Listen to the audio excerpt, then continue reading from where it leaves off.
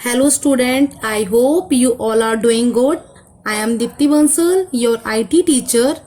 In our last videos of communication skill, we have learned about method of communication and 7 C's for effective communication. So student, in today's video, we will going to learn about element of communication cycle. Let's start. Our first topic of this video is elements of communication cycle. From the formation to the delivery of a message, all the components which helps a communication process to be completed are known as elements of communication. Means कि जब sender के द्वारा कोई भी message create किया जाता है या फॉर्मेट किया जाता है और उस मैसेज के रिसीवर तक डिलीवर होने तक जो कंपोनेंट्स कम्युनिकेशन प्रोसेस में हमारी हेल्प करते हैं वो होते हैं elements of communication. The elements of communication cycle are sender, encoding, channel, decoding, receiver, feedback and the context. Let's understand the role of each element in the communication process. First, sender, the person who sends the information. Sender वो person है जो information को भेजता है या फिर हम कहें इंफॉर्मेशन को जो क्रिएट कर रहा है, फॉर्मेट कर रहा है, वो कौन है? हमारा sender. A person who intends to convey a message with the intention of passing information and ideas to others.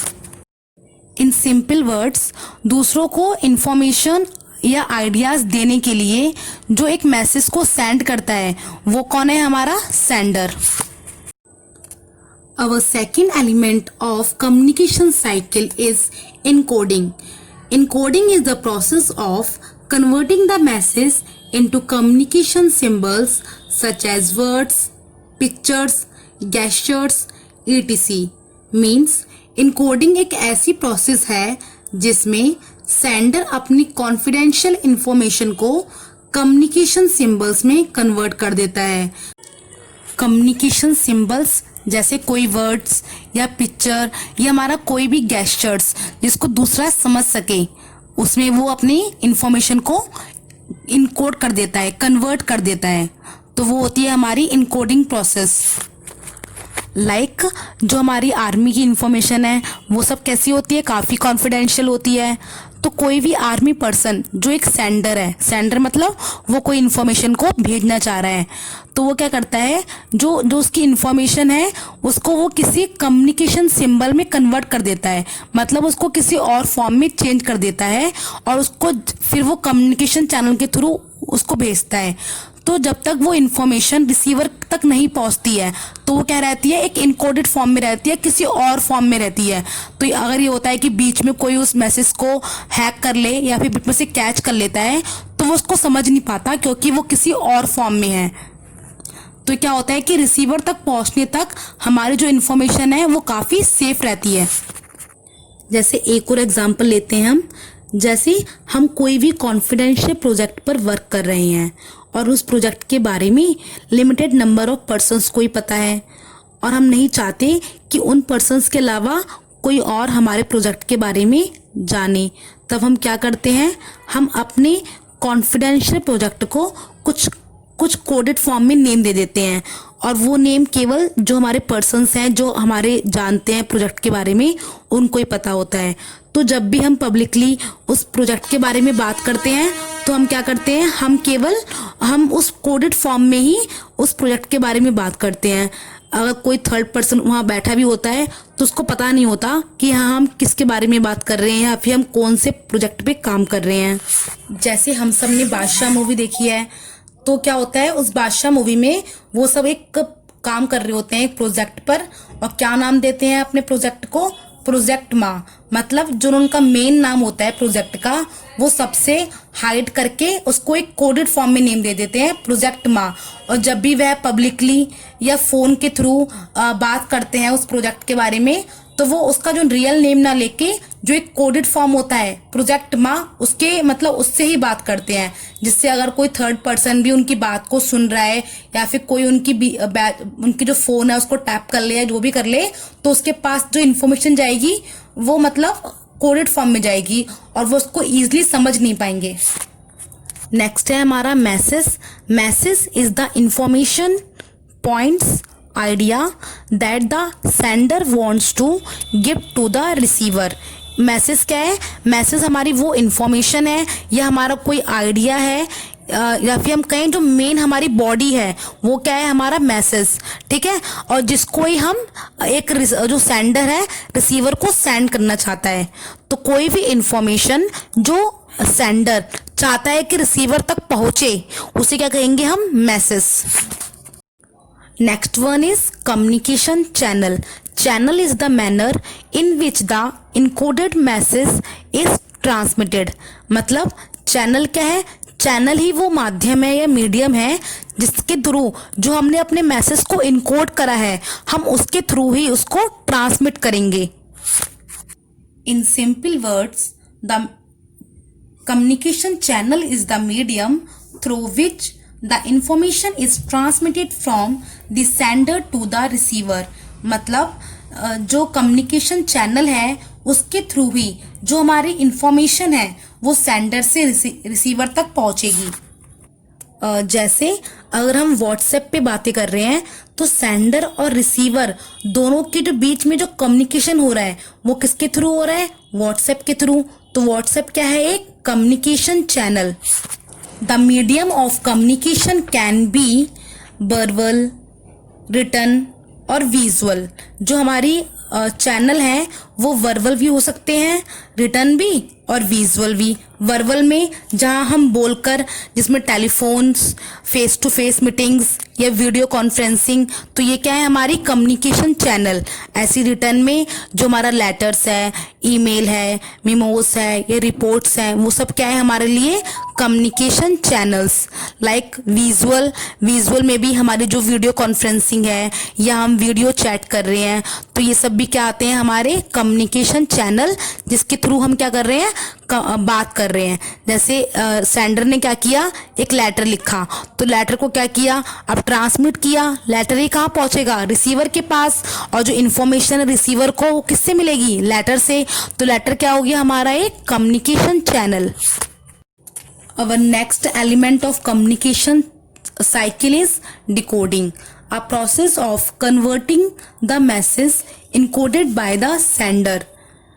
जब सेंडर के थ्रू भेजा गया मैसेज चैनल से होकर रिसीवर तक पहुंचता है तो वो कैसा होता है? वो इनकोडेड फॉर्म में होता है, क्योंकि सेंडर क्या करता है? उसको एक इनकोडेड फॉर्म में चेंज कर देता है, जिससे अगर कोई उसे बीच में टैप कर लेता है या फिर बीच में चुरा लेता है तो वो उसको समझ नहीं पाए।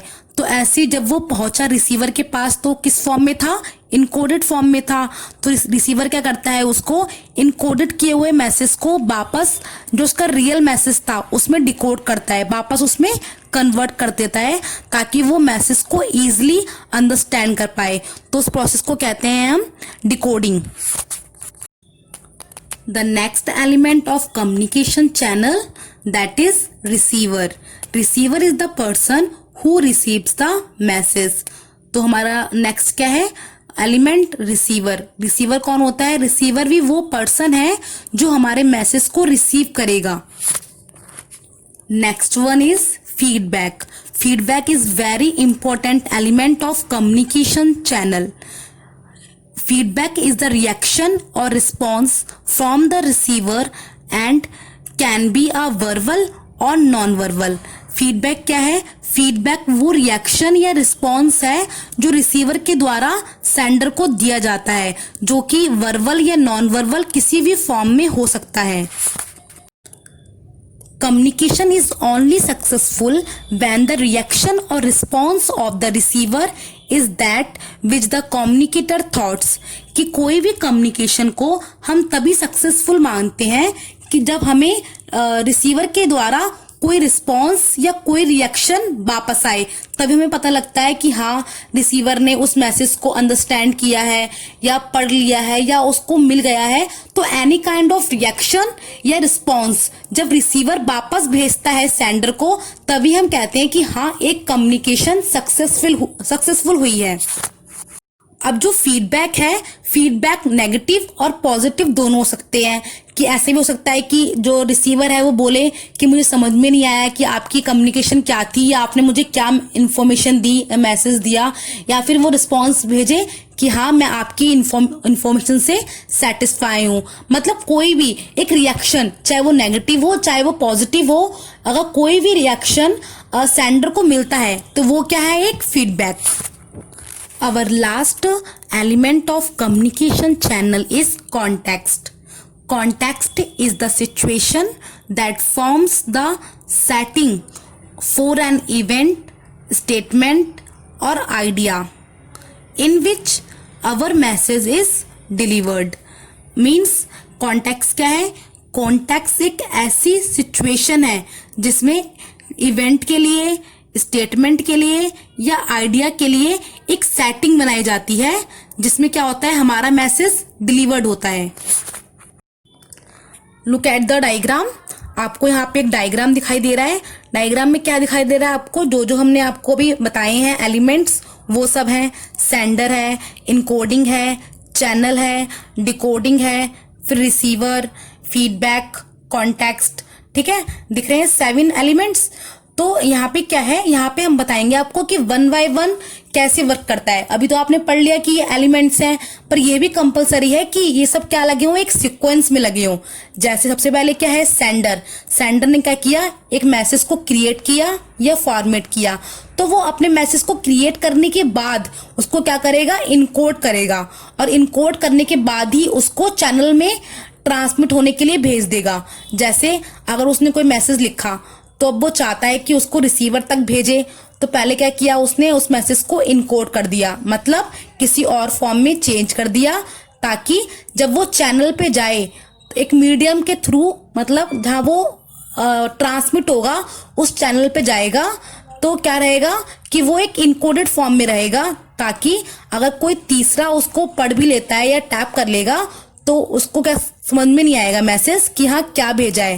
फिर उसके बाद क्या हुआ, डिकोडिंग है। डिकोडिंग में क्या होगा कि जब वो रिसीवर को मिला तो पहले क्या किया उसने, उसको डिकोड करा, मतलब उसको कन्वर्ट कर दिया, और उसके बाद वो रिसीवर के माइंड तक पहुंच गया इंटरप्रेट होकर कि हाँ जो इन्फॉर्मेशन थी वो ऐसी थी।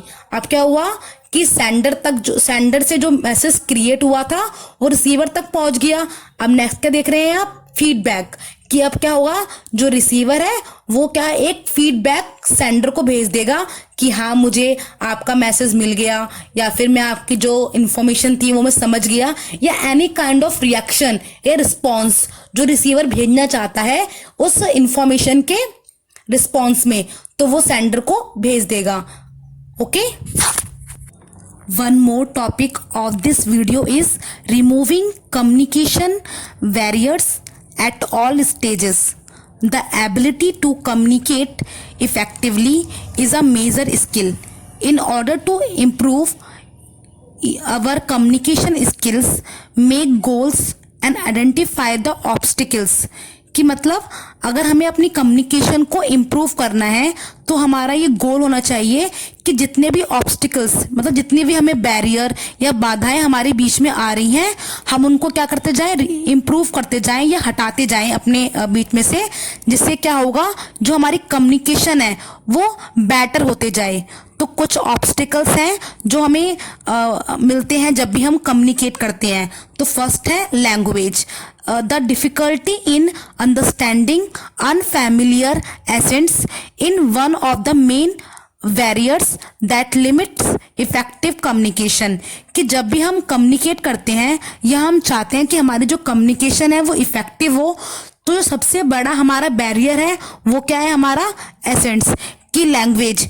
कि मतलब अगर हमें एग्जांपल लें कि हमें सिर्फ इंग्लिश आती है या फिर हमें सिर्फ हिंदी आती है, इंग्लिश नहीं आती है, तो कोई हमसे इंग्लिश में बात करता है और हमें समझ में नहीं आ रही है इंग्लिश, तो इंग्लिश क्या है हमारे लिए, एक ऑब्स्टिकल है। कि यहाँ हमें हमारे लिए फैमिलियर नहीं है इंग्लिश, तो अगर जो सामने वाला हमसे बात कर रहा है इंग्लिश में, हम उसकी बात को बिल्कुल समझ नहीं पा रहे हैं, तो जो कम्युनिकेशन है वो क्या है, कि इफेक्टिव कम्युनिकेशन नहीं है। हमारी जो कम्युनिकेशन है वो इतनी सक्सेसफुल नहीं हो पाएगी। ऐसे सेकंड क्या है, emotional. The emotional IQ of a person determines the ease and comforts with which he और शी कैन कम्युनिकेट। कि अगर कोई भी आपसे कम्युनिकेट कर रहा है और आप उसके जो इमोशंस हैं उसको भी समझ रहे हैं, तो इससे क्या होता है, जो हमारी कम्युनिकेशन है और वो इफेक्टिव हो जाती है। ठीक है, एक इमोशनली मैच्योर पर्सन बहुत अच्छे से मतलब अपनी बात को कह सकता है और दूसरा उसकी बात को समझ सकता है। और जितना अगर या फिर जो इमोशंस को नहीं समझ पा रहा है, तो वो जो उसकी कम्युनिकेशन है वो इतनी इफेक्टिव नहीं हो पाएगी। थर्ड है culture. Multinational companies have people from several parts of the worlds. जैसे कि अगर हम कोई बात करें, एक मल्टीनेशनल कंपनीज हैं, उसमें जो वर्ल्ड के हर एक पार्ट से लोग आते हैं काम करने के लिए, तो उनका जो ड्रेसिंग होता है, रिलीजियंस होता है, फूड होता है, वो सब क्या होता है, एक दूसरे से अलग अलग होता है। तो उससे भी क्या होता है, जो उनकी कम्युनिकेशन है वो मतलब वहां पे एक बैरियर आता है, वो भी इफेक्ट होती है। Our last obstacle to an effective communication is environment. कि जो हमारी एक इफेक्टिव कम्युनिकेशन है वो हमारे इन्वायरमेंट पे बहुत डिपेंड होती है।